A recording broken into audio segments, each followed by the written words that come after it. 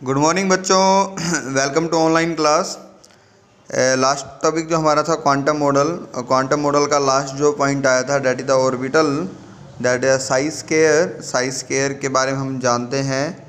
ये size square क्या बोला था उसने, ये एक probability of finding the electron, probability the finding the electron around the nucleus maximum, that is इसका सिग्निफिकेंस देखने को मिलता है।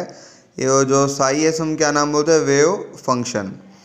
अगर हम बात करें ऑर्बिट और ऑर्बिटल में क्या डिफरेंस है, जो ऑर्बिट था, ऑर्बिट एक वेल डिफाइंड सर्कुलर पाथ है जो बोहर ने बताया था, जिसके सराउंडिंग में न्यूक्लियस के सराउंडिंग में इलेक्ट्रॉन रिवॉल्व करते हैं।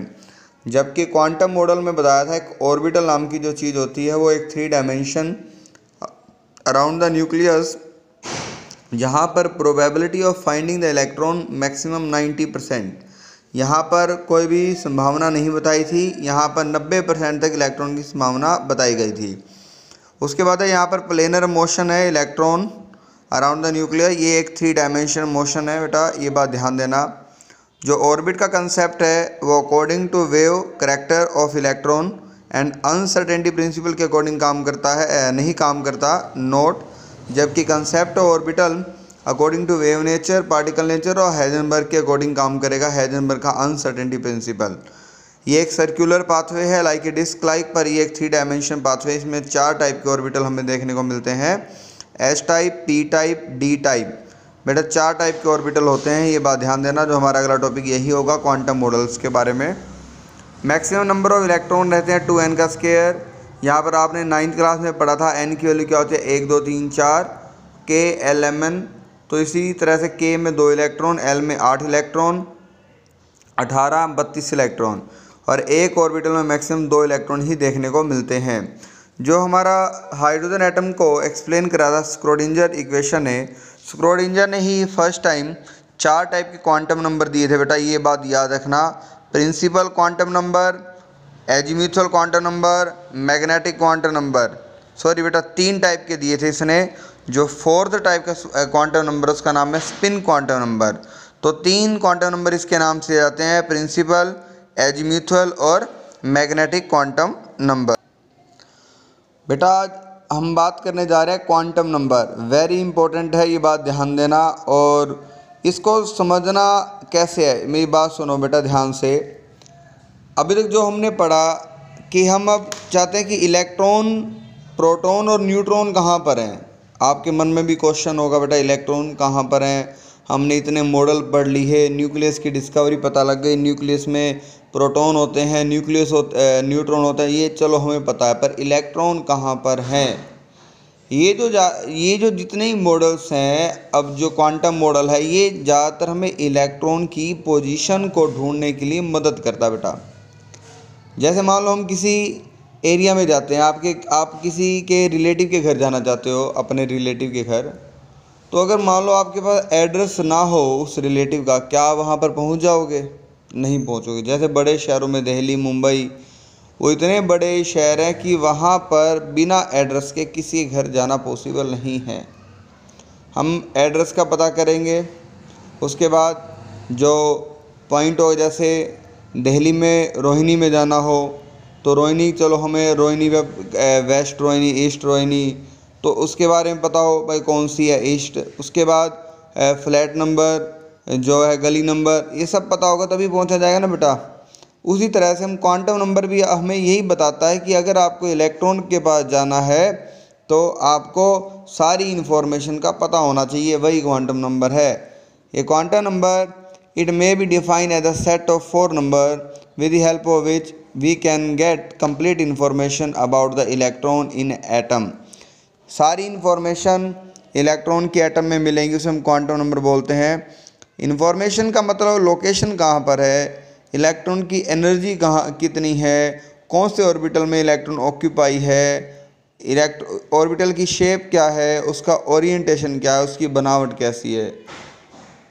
बेटा ये बातें समझ आ रही है ना आपको? Location, energy, type of orbital, shape और ओरिएंटेशन। 4 टाइप के क्वांटम नंबर इकट्ठे किए गए, प्रिंसिपल, एजीम्यूथुअल, मैग्नेटिक और स्पिन। ये पहले 3 क्वांटम नंबर स्क्रोडिंजर के द्वारा दिए गए हैं, ये बात ध्यान देना।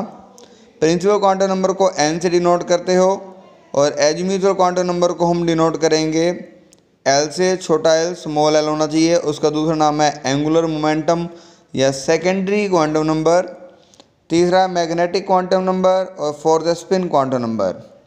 तो चलो बच्चों, अब थोड़ा अलर्ट हो जाओ, थोड़ा अटेंशन में आ जाओ क्वांटम नंबर समझने के लिए। सबसे पहले लेते हैं प्रिंसिपल क्वांटम नंबर है क्या। प्रिंसिपल क्वांटम नंबर ये mainly it explain the main lines of spectrum. Spectrum की जितनी भी लाइनें थी, जैसे बाल्मर, लाइमन, जैसे हाइड्रोजन के स्पेक्ट्रम की, उनके बारे में एक्सप्लेन करेगा। और जो मेन शेल है इलेक्ट्रॉन की, main shell in which electron, जिसमें इलेक्ट्रॉन रहता है, उसके बारे में बताएगा KLMN, भाई इलेक्ट्रॉन कौन सी शेल में है। और ये हमें ये भी बताएगा कि average distance of electron nucleus से कितनी दूर है, और उसका साइज ऑफ इलेक्ट्रॉन भी बताएगा, भाई इलेक्ट्रॉन के क्लाउड कितने हैं, क्योंकि इलेक्ट्रॉन ज़्यादातर जो है क्लाउड्स की फॉर्म में मिलेगा न्यूक्लियस के चारों तरफ, उसका साइज भी हमें पता लग जाएगा। इलेक्ट्रॉन की एनर्जी का फॉर्मूला जो बोहर ने बताया था बिल्कुल वही, क्योंकि प्रिंसिपल क्वांटम नंबर n की वैल्यू n तो बताया था बोहर ने, पर नाम दिया था बाद में प्रिंसिपल क्वांटम नंबर, ये दिया था स्क्रोडिंजर ने। यहाँ पर एनर्जी की जो वैल्यू थी -2π² me का 4/n का स्क्वायर h का स्क्वायर, इसको सोल्व करते हैं तो -1312/n का स्क्वायर, या जो मैं पीछे करा था ना 2.1 × 10⁻18 बाई में n का स्क्वायर, वो भी निकाल सकते हैं। मैक्सिमम नंबर ऑफ इलेक्ट्रॉन जो शेल में होंगे 2n का स्क्वायर। इसका मतलब प्रिंसिपल क्वांटम नंबर हमें शेल के बारे में बता रहा बेटा। शेल 4 शेल थी KLMN, n के लिए 1 2 3 4, तो K शेल में इलेक्ट्रॉन कितने हो गए, 1 का स्क्वायर तो 1 ही रहेगा, 2 इलेक्ट्रॉन रहेंगे यहाँ पर। L में कितने रहेंगे, 2 का स्क्वायर 4 2 जा 8 इलेक्ट्रॉन यहाँ पर, फिर 18 यहाँ पर 32। तो हमने प्रिंसिपल क्वांटम नंबर में क्या सीखा, मेन लाइन ऑफ स्पेक्ट्रम बताएगा, एनर्जी ऑफ इलेक्ट्रॉन बताएगा, साइज डिस्टेंस बताएगा, एवरेज डिस्टेंस, और नंबर ऑफ इलेक्ट्रॉन बताएगा, और 4 शेल के बारे में बताया था प्रिंसिपल क्वांटम नंबर। यहाँ तक बेटा समझ आया, प्रिंसिपल क्वांटम नंबर में ये बातें बताई जाती हैं। उसके बाद हम बात करते हैं सेकंड क्वांटम नंबर है एजीम्यूचुअल क्वांटम नंबर, जिसको हम स्मॉल l से डिनोट करते हैं बेटा। अब ये हमें क्या बताता है कि fine structure of line spectrum, line spectrum की बिल्कुल फाइन, उसकी गहराई में जा रही है लाइन स्पेक्ट्रम की सारी डिटेल बताने में ये एजीम्यूचुअल क्वांटम नंबर है। उसके बाद ये सब शेल के बारे में बताएगा बेटा। अब ऊपर वाला क्या बता रहा है, शेल कौन सी थी, 4 KLMN। अब ये सब शेल कहाँ से आ गई बेटा, सब शेल ढूंढी गई, तो 4 सब शेल जो आज हम पढ़ते हैं, वैसे तो और भी बहुत सारी सब शेल हैं, पर हमने 4 सब शेल के बारे में याद रखना है। कौन सी सब शेल, एक रहेगी यहाँ पर SPDF, 4 सब शेल हैं जिनके बारे में एजीम्यूचुअल क्वांटम नंबर बताता है।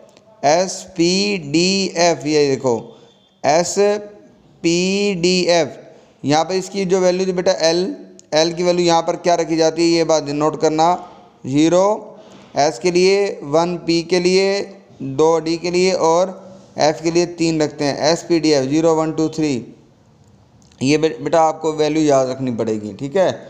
और यहाँ पर इसका जो फॉर्मूला है ये वाली निकालने का, L 0 to n-1, L 0 to n-1, ये एजीम्यूचुअल क्वांटम नंबर का फॉर्मूला रहेगा वैल्यू निकालने के लिए, 0 to n-1।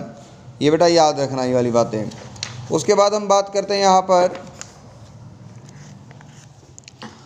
जैसे ये कि ये तो हमने बता दिया, 0 1 D के लिए 2, F के लिए 3। ये जो 2 सब शेल्स हैं ये एक्स्ट्रा है, हमारे सिलेबस में तो खैर नहीं है, पर आप याद रख सकते हो। D F के बाद G आएगा, G के बाद H आएगा, इनकी वैल्यू 4 और 5 हो सकती है। ये बात समझ आई। चलो हम बात करते हैं यहाँ पर, जैसे N की वैल्यू 1 लेते हैं हम यहाँ पर, ठीक है, और L की वैल्यू निकालते हैं। L का फॉर्मूला क्या था, 0 to n-1, तो L 0 n-1 0। इसका मतलब जब हम n की वैल्यू 1 लेते हैं तो K शेल के बारे में बात करते हैं, तो K शेल के बारे में जब हम बात करते हैं तो इससे पता चलता है L की वैल्यू सिर्फ एक ही है, डेट इज 0। 0 किसके लिए डिनोटेड था, S के लिए। तो इसका मतलब ये होता है बेटा के शेल में सिर्फ एक ही सब शेल है, डेट इज द एस। ये जीरो का मतलब है आप ये मानोगे एक है सब शेल, वह भी कौन सी, एस सब शेल। जैसे अब सेकंड लेते हैं, एन के लिए 2 पुट करते हैं बेटा। जब एन के लिए 2 पुट करते हैं इस फॉर्मूले के अंदर, एल की वैल्यू 0 से शुरू होगी, एन माइनस 2, 2 में से गया 1, तो वैल्यू कितनी आई एल के लिए, 2 आई बेटा। कौन सी, 0 और 1 आ गई। तो मतलब 2 वैल्यू है ना, 0 और 1, 1 0 किसके लिए, एस के लिए। तो एक सब शेल और है उसके अंदर, किसके अंदर, एल शेल के अंदर। जो KLMN जो एल शेल थी उसमें 2 सब शेल पाई जाती हैं, एक एस की और एक पी की, और ऊपर वाले में सिर्फ एक ही शेल थी, सब शेल थी, कौन सी, एस की। अब यहाँ पर ये कौन सी एस की, कौन सी पी की। जो यहाँ पर एन की वैल्यू है ना, यहाँ पर जैसे एन की वैल्यू कितनी है, 2, तो इस एस के आगे क्या आ जाएगा, 2s, और इस पी के लिए आगे क्या आ जाएगा, 2p, क्योंकि एल की वैल्यू 0 है, डिनोटेड है एस सब शेल को, और 1 वैल्यू डिनोटेड है पी को। तो 2 सब शेल हो गई, 2s और 2p। जबकि पहले वाले के अंदर के अंदर अगर हम देखें तो एन की वैल्यू जब 1 थी तो यहाँ पर एल की वैल्यू सिर्फ 0 ही आती है। तो यहाँ पर कौन सी सब शेल थी, 1s नाम की। कौन सी बेटा, 1s नाम की। अब हम बात करते हैं तीसरे, एन की वैल्यू 3 लेते हैं। जब हम 3 लेते हैं तो एल की वैल्यू कितनी निकालेंगे, देखो फॉर्मूला 0 to n-1, 0 तो रहेगा बेटा, 3 में से गया 2, मतलब 2 तक कैसे पहुंचा जाएगा, 0 से 1 2, तो 0 तो रहेगा, 2 तक पहुंचने के लिए बीच में क्या आएगा, 1 अपने आप ही आएगा। तो यहाँ पर n की वैल्यू 3 है तो सब शेल 3 हो गई। अब l के लिए 0 1 और l की 2 वैल्यू किसके लिए बेटा, d सब शेल के लिए। अब यहाँ पर कौन कौन सी सब शेल देखने को मिलते, देखो 3 तो आगे रहेगा ये वाला, n के लिए 3 आगे, और 0 किसके लिए, s के लिए, 1 p के लिए, और d 3s 3p और 3d ये आ गया। इसी तरह से n के लिए जब 4 है, n का मतलब कैपिटल N KLMN ये शेल है, तो फॉर्मूला निकालते हैं हमें कितनी सब शेल पाई जाती हैं। तो सब शेल मिलेंगी हमें 0 to n-1, 0 तो हो गया, n में से गया 4, n में से गया 3, n कितना 4 था, 4 में से गया 3, तो 0 1 2 3 यहाँ तक आ गई। तो चारों ही सब शेल है यहाँ पर। कौन सी, 4 आगे लिख दो, 4s 4p 4d और 4f। अब यहाँ पर जो 4 टाइप की सब शेल, उसमें 3 टाइप की, उसमें 2, उसमें 1, ये बेटा ये क्या है, ये सब शेल्स हैं जो उन KLMN में देखने को मिलती हैं। मीन्स ये एक तरह से सब शेल के अंदर इलेक्ट्रॉन हैं, इनके अपने अपने ऑर्बिटल हैं 3 डायमेंशन, जिनके अंदर इलेक्ट्रॉन रिवॉल्व कर रहा है, वो भी 3 डायमेंशन मोशन के अंदर। जैसे मान लो मैं आपको यहाँ पर एक, जैसे ये चारों टाइप के ऑर्बिटल याद, एक तो क्वांटम नंबर आपने याद रखने ही है, एक बार इस पर ध्यान देना। मैं 4 सब शेल ड्रॉ कर रहा हूँ, जैसे कि हमने 9th क्लास में हमने पढ़ी थी बेटा, KLMN आई थिंक आपको याद होंगी। तो K जो शेल है ना यहाँ पर, इसके अंदर सिर्फ एक ही सब शेल है, वो कौन सी, 1s की। और L के अंदर कितनी सब शेल हैं, 2, 2s की और 2p की। M के अंदर कितनी सब शेल हैं, 3, 3s 3p 3d, और N कैपिटल N के अंदर 4, 4s 4p 4d और 4f। ये बेटा इसी के अंदर यहाँ पर ये जो खाली एरिया ना बेटा, यहाँ पर इनके अंदर इलेक्ट्रॉन घूम रहा है, वो भी 3 डायमेंशन के अंदर। कोई उसका कोई इलेक्ट्रॉन का जो मोशंस है वो कैसा है, 3 डायमेंशन है, ये बात ध्यान देना। सर्कुलर ऑर्बिट जो मोशन था वो बोहर ने बताया था, पर वो बातें हर किसी के लिए लागू नहीं होती। यहाँ पर इन्हीं के अंदर जो KLMN जो बातें बताई थी बोहर ने, वो बिल्कुल सही बताई थी बेटा, पर यहाँ पर इलेक्ट्रॉन जो हैं वो इन्हीं शेल के अंदर मूवमेंट करते हैं, और इन शेल के अंदर क्या पाई जाती हैं, सब शेल, और सब शेल के अंदर इलेक्ट्रॉन 3 डायमेंशनल मोशन में रहता है। अब इलेक्ट्रॉन का जो एंगुलर मोमेंटम निकालने का एक फॉर्मूला और होता है, √L × L+1 h/2π, या ये जो h/2π है इसको सिर्फ हम h भी लिख सकते हैं, ठीक है बेटा। अब इतना ये ज़रूरी नहीं है कि जितनी बातें हमारी ऊपर वाली ज़रूरी थी। अब तीसरा था magnetic quantum number. Magnetic quantum number क्या बताएगा हमें, मैग्नेटिक क्वांटम नंबर हमें रियलिटी में ये एक ओरिएंटेशन बताएगा। This quantum number required to explain the fact that when source producing line spectrum is placed in a magnetic field. जब उसे जो जीमन इफेक्ट बताया था बोहर बता नहीं पाया था, उन्हीं के बारे में बताएगा। जब जो सोर्स प्रोड्यूस करते लाइन ने उनको अगर मैग्नेटिक फील्ड में रख दें तो व्हाट विल हैपन। तो ये जो जीमन इफेक्ट था उसके बारे में एक्सप्लेन करेगा। It explain number of orbital, या हमें नंबर ऑफ ऑर्बिटल बताएगा। यहाँ पर कितने ऑर्बिटल हैं, एस के कितने ऑर्बिटल हैं, पी के, डी के, एफ के, वो हमें देखने को मिलेंगे। तो मीन्स ये आपको ओरिएंटेशन बताता है एक तरह से, बनावट, ऑर्बिटल कितने हैं और उनकी शेप कैसे है ये भी बताई जा सकती है। इसके लिए जो आपने फॉर्मूला याद रखना है बेटा मैग्नेटिक क्वांटम नंबर का, -L2 + L, -L2 + L, और मैग्नेटिक क्वांटम नंबर चाहे तो M लिखो या ML। अब इसका अगर मान लो हम सबसे पहले लेते हैं यहाँ पर एक जो आपने ये हमेशा याद रखनी है, SPDF, यहाँ पर L की वैल्यू कितनी थी, 0 1 2 3। जैसे मान लो हम मैग्नेटिक क्वांटम नंबर पहले लेते हैं S सब शेल के लिए, S क्या थी, सब शेल, तो यहाँ पर L की वैल्यू कितनी है, 0। तो S सब शेल के लिए यहाँ पर 0 पुट करते हो, 0 2 + 0। इसका मतलब यहाँ पर जो वैल्यू है सारी क्या है, 0, मतलब कोई भी वैल्यू नहीं आई ना, 0 नंबर आया। तो इसका मतलब क्या है, यहाँ पर ये बताता है कि S में ओनली 1 ऑर्बिटल है। 0 का मतलब S में एक ही ऑर्बिटल है, ये बात ध्यान देना। और उसके बाद अगर हम बात करते हैं यहाँ पर P के लिए L की वैल्यू क्या कितनी थी बेटा, 1 थी। तो हम ML निकालते हैं। फॉर्मूला क्या था, -L2 + L। यहाँ पर हम पुट करते हैं -1 2, वो तो 0 + 1, तो ये 3 वैल्यू आ गई। इसका मतलब ML में 3 ऑर्बिटल हैं। ML के कौन से में, P सब शेल में 3 ऑर्बिटल हैं। P सब शेल में कितने ऑर्बिटल बेटा, 3, -y PY एक्सिस के लिए, और 0 रहता है PZ के लिए, और ये है PX के लिए। ये 3 ऑर्बिटल P सब शेल के बताए गए, PX PY PZ, मतलब इन ऑर्बिटल की जो शेप बताई गई। जैसे मान लो हम XY एक्सिस लेते हैं, तो अगर PX है तो ये ऑर्बिटल इस शेप में देखा गया, like this, that is PX। ये एक तरह से ऑर्बिटल है जिनमें इलेक्ट्रॉन इसी मोशन में घूम रहा है, यहाँ से ले ऐसे घूम रहा है वो, ठीक है। और उसके बाद है PY की ये शेप रहेगी, और PZ की बेटा ये वाली रहेगी। तो ये 3 टाइप के ऑर्बिटल निकले P सब शेल में 3 टाइप के, PX PY और PZ। उसके बाद हम बात करते हैं D के लिए बेटा।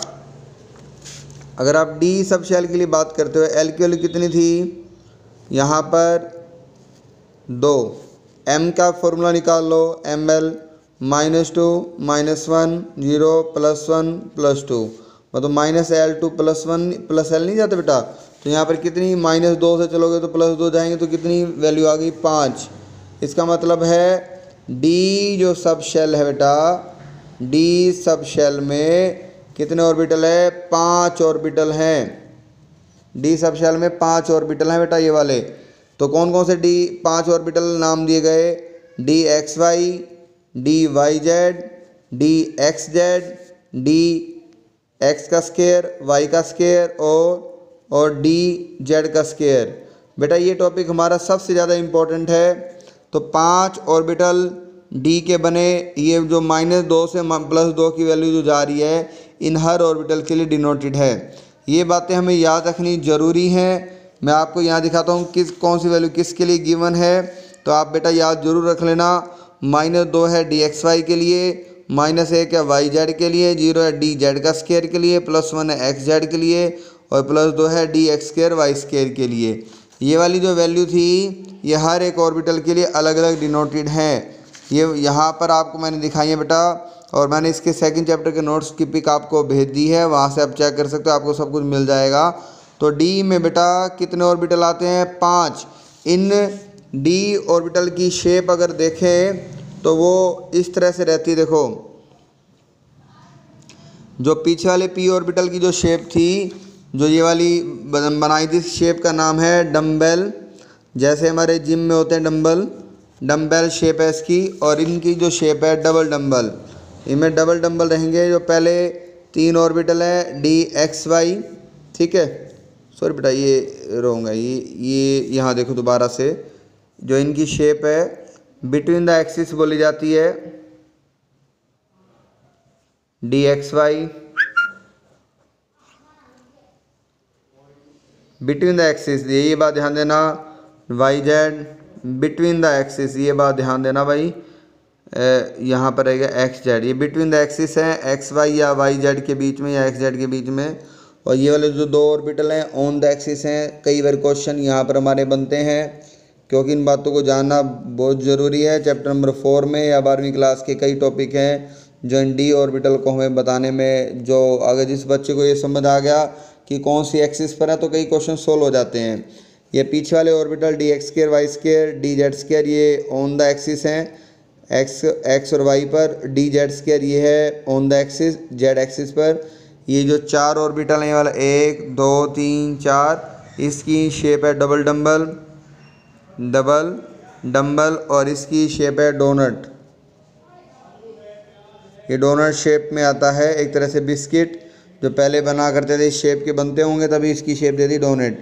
तो ये 4 D ऑर्बिटल हम 5 टाइप के हमने बात कर ली है। जबकि अगर हम यहाँ पर सब शेल F की बारे में बात करते हैं, जिसकी वैल्यू N की वैल्यू 3 होती है।